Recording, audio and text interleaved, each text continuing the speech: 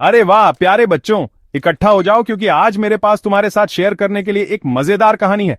क्या आपको कभी बहुत प्यास लगी है और पानी नहीं मिला? ये बहुत बुरा लगता है ना? खैर, हमारी आज की कहानी एक चालाक कौवे के बारे में है जिसे इसी समस्या का सामना करना पड़ा, लेकिन उसने एक कमाल का उपाय ढूंढ निकाला। चलो, मैं तुम्हें इस बहुत ही होशियार कौवे के बारे में बताता हूं जिसने अपनी प्यास बुझाने का एक स्मार्ट तरीका खोज निकाला। यह कहानी सिर्फ पानी ढूंढने के बारे में नहीं है, बल्कि समस्याओं को सुलझाने के लिए अपने दिमाग का इस्तेमाल करने के बारे में भी है। एक समय की बात है, ऊंचे पेड़ों और चिड़ियों की चहचहाहट से भरी एक जगह में कार्ल नाम का एक कौवा रहता था। कार्ल कोई साधारण कौवा नहीं था। वह अपनी जिज्ञासा और बुद्धिमत्ता के लिए जाना जाता था। कार्ल एक जिज्ञासु कौवा था जिसे घूमना फिरना बहुत पसंद था। हर दिन वह जंगल में उड़ता, नई चीजें खोजता और नए दोस्त बनाता। वह हमेशा सीखने और दुनिया को देखने के लिए उत्सुक रहता था। एक गर्मी के दिन कार्ल इधर उधर उड़ रहा था और उसे बहुत प्यास लग गई। सूरज धधक रहा था और आकाश में एक भी बादल नहीं था। कार्ल का गला सूख गया था और वह जानता था कि उसे जल्द ही पानी ढूंढना होगा।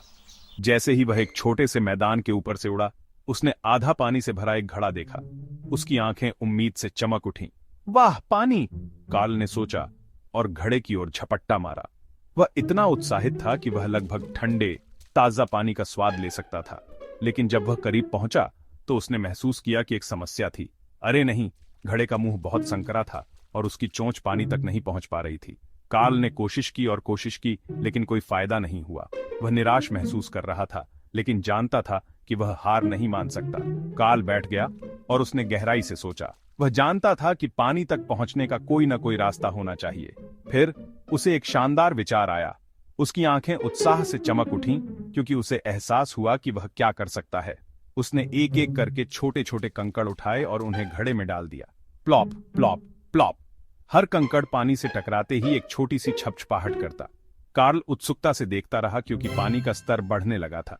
जैसे जैसे कंकड़ अंदर जाते गए, पानी ऊपर और ऊपर उठने लगा।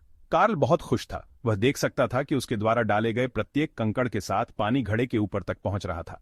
अंत में पर्याप्त कंकड़ डालने के बाद पानी घड़े के ऊपर तक पहुंच गया। कार्ल अब आसानी से इसे पी सकता था। Slurp slurp slurp. आह! पानी ठंडा और ताजा था, ठीक वही जो उसे उस गर्म दिन में चाहिए था। कार्ल बहुत तरोताजा और खुश महसूस कर रहा था। उसने न केवल अपनी प्यास बुझाई बल्कि समस्या को सुलझाने के लिए खुद पर गर्व भी महसूस किया। वह जानता था कि रचनात्मक सोच ने दिन बचा लिया था। देखो बच्चों, कार्ल कौवे ने समस्या को सुलझाने के लिए अपने दिमाग का इस्तेमाल किया। जब चीजें कठिन हो गईं तो उसने हार नहीं मानी। इसके बजाय उसने एक चतुर उपाय सोचा और उसे कर दिखाया। जब भी आपको कोई मुश्किल स्थिति का सामना करना पड़े तो कार्ल को याद करें और इसे हल करने के चतुर तरीकों के बारे में सोचें। कार्ल की तरह आप चुनौतियों से पार पाने के लिए अपनी रचनात्मकता और बुद्धिमत्ता का उपयोग कर सकते हैं। और यह कहानी है कि कैसे एक कौवे ने प्यास को मात दी।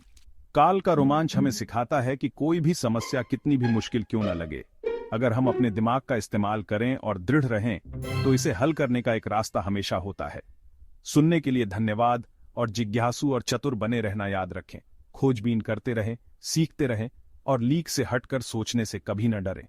अगले साहसिक कार्य में मिलते हैं। अलविदा। तब तक कमाल करते रहो और आपको आने वाली किसी भी समस्या का स्मार्ट समाधान हमेशा ढूंढते रहो।